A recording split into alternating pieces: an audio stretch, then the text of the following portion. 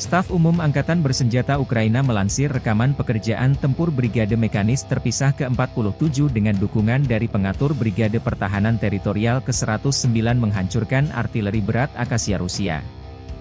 Dalam rekaman, artileri Rusia meledak besar terkena serangan Ukraina. Dalam 24 jam terakhir, 114 kontak senjata terjadi di garis depan. Staf Umum Angkatan Bersenjata Ukraina 15 Juli mencatat, dalam 24 jam terakhir, pertahanan Ukraina menyerang 2 titik kendali, sebuah depot amunisi, sebuah kendaraan pertahanan udara, 3 sistem artileri, sebuah stasiun peperangan elektronik, dan 6 area konsentrasi personel Rusia. 10 kontak senjata terjadi di arah Kharkiv. Pertempuran terjadi di dekat Vovchansk dan Hlibokoy.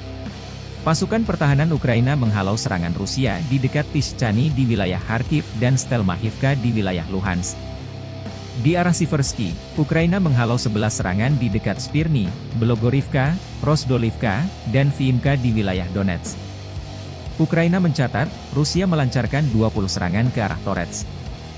Dia memusatkan usahanya ke arah New York, Norton dan Iron.